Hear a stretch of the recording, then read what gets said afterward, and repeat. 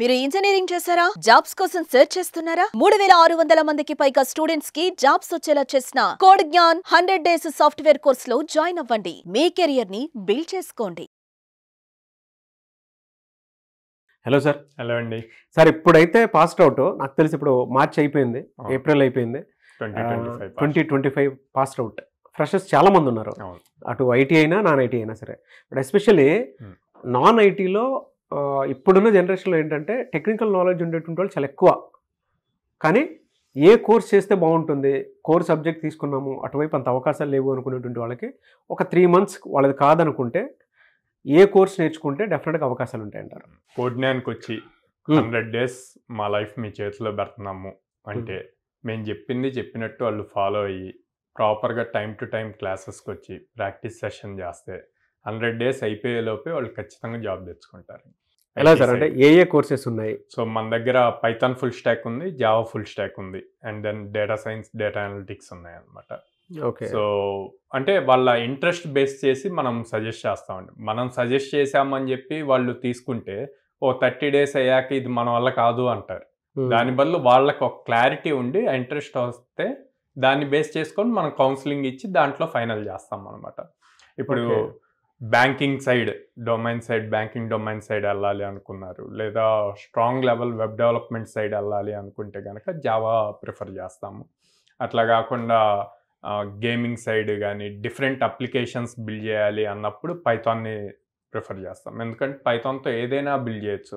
శాటిలైట్స్లో use చేస్తారు, like websites ఇప్పుడు మనం యూజ్ చేస్తున్న యూట్యూబ్, ఇన్స్టాగ్రామ్ ఇవన్నీ కూడా పైథాన్తో బిల్డ్ అయినాయి అనమాట.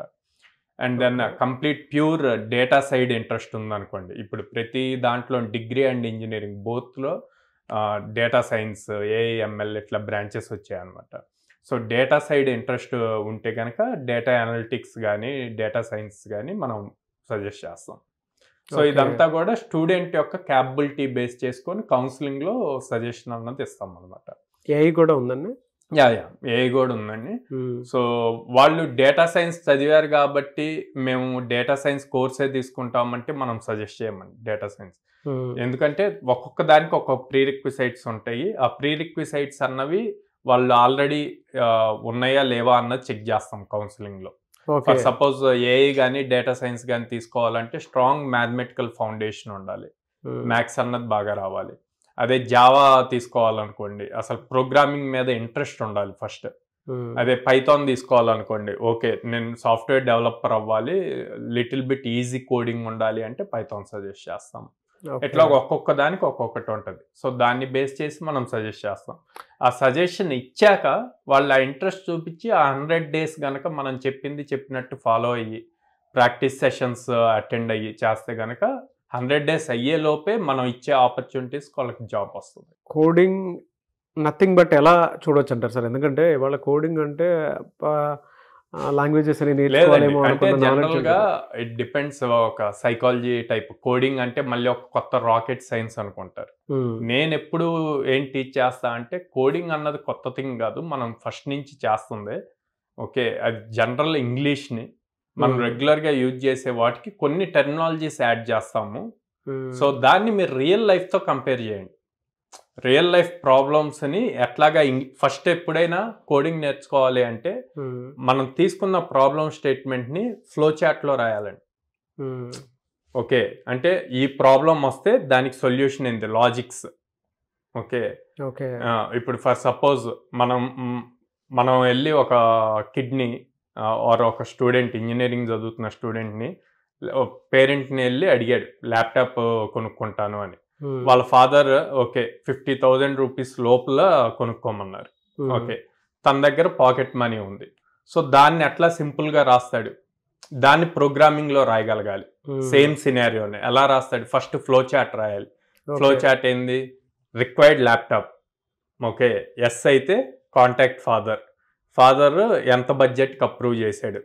ఓకే 50,000 ఫాదర్ ఇస్తా అన్నారు. తను ల్యాప్టాప్ పర్చేస్ చేయడానికి షాప్కి వెళ్ళాడు. ఓకే, లెస్ దాన్ 50 ఉంటే డైరెక్ట్ పర్చేస్ చేస్తాం. ఓకే, గ్రేటర్ దాన్ 50 అయితే ఎంత అమౌంట్ ఉంది, అప్పుడు ఆ అమౌంట్ని ఎలా ఫుల్ఫిల్ చేస్తాం, తన దగ్గర పాకెట్ మనీ ఉందా, పాకెట్ మనీ ఉంటే యాడ్ చేసి ఆ ల్యాప్టాప్ పర్చేస్, లేకపోతే నో. ఇట్లాగ ఫ్లో చార్ట్ చేయాలి. దీన్ని మళ్ళీ ప్రోగ్రామింగ్లోకి కన్వర్ట్ చేస్తాం. ఎప్పుడైతే ఈ ఫ్లో చాట్ రాయటం వస్తుందో ప్రోగ్రామింగ్ ఈజీ అవుతుంది. ఓకే, అంటే వచ్చిన ప్రాబ్లమ్ స్టేట్మెంట్ తనకి ఈజీగా అర్థం అవ్వాలి. సో బేసిక్ సెన్స్ తెలుసు. లాజికల్ థింకింగ్ అక్కడే అంటాం. ఆ లాజికల్ థింకింగ్ ప్రాపర్గా చేయగలిగితే కనుక ఈజీ అవుతుంది. సో అందుకే మన దగ్గర కోడ్నాన్లో టెక్నికల్తో పాటు లాజికల్ రీజనింగ్ కూడా నేర్పిస్తాం. అప్పుడు ఈజీగా జాబ్స్ మనం చూపించిన ఆపర్చునిటీస్ ఈజీగా క్రాక్ చేయగలుగుతారు. ఎలా సార్ అంటే 100 days వాళ్ళకి కాదనుకుని ఇక్కడ దాకా వస్తారు. పర్ మంత్ వాళ్ళకి ఎన్ని అవకాశాలు మీరు చూపించే విధంగా ఉంటుంది సార్? 800+ కంపెనీస్తో టైప్ ఉంది. సో దాంతో almost every day or every alternate day drive జరుగుతూ ఉంటుంది. ఒక్కోసారి అయితే ఒకే రోజు 3-4 డ్రైవ్స్ జరిగిన డేస్ కూడా ఉన్నాయి. సో స్టూడెంట్ అనేవాడు రెడీగా ఉండాలి డ్రైవ్ వచ్చినప్పుడు క్యాప్చర్ చేయడానికి.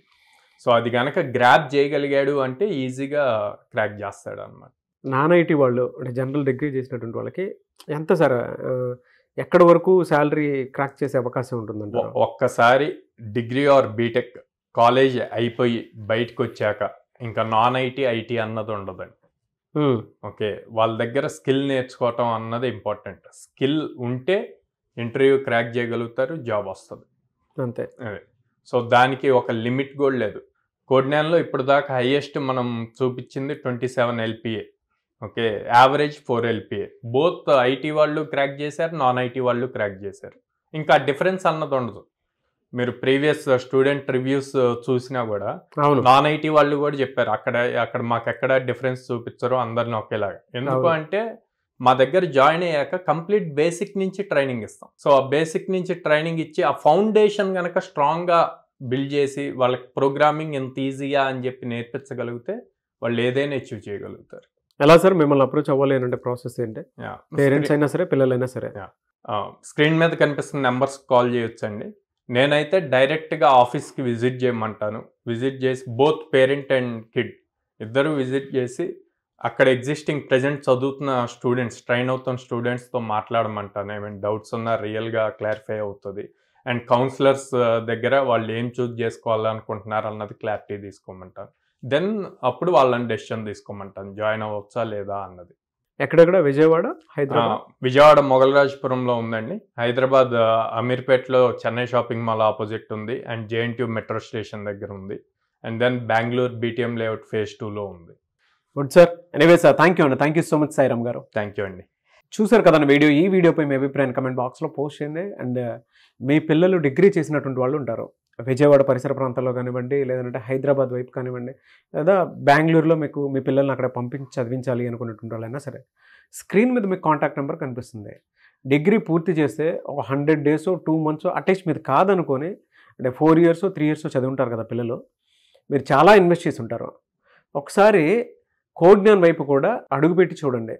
ఈవెన్ పేరెంట్స్ అయినా సరే మీరు విజిట్ చేయండి. డెఫినెట్గా మీకు తెలుస్తుంది. ఏదైనా సరే సాఫ్ట్ స్కిల్స్ డెవలప్ అవ్వాలన్నా, కాన్ఫిడెన్స్ బిల్డ్ అవ్వాలన్నా, లేదు 10 మందిలో మాట్లాడలేకపోతున్నారు, ఆ గ్రూప్ డిస్కషన్లో దాన్ని ఎలా ఫేస్ చేయాలి అనేటువంటి విషయం తెలుసుకోవాలనుకున్నా కూడా, అంటే మీ పిల్లల కెరీర్ని మీరు మీ కంటి ముందు చూసుకోవాలి అనుకుంటే మాత్రం కోడ్జ్ఞాన్లో డెఫినెట్గా జాయిన్ చేయించవచ్చు.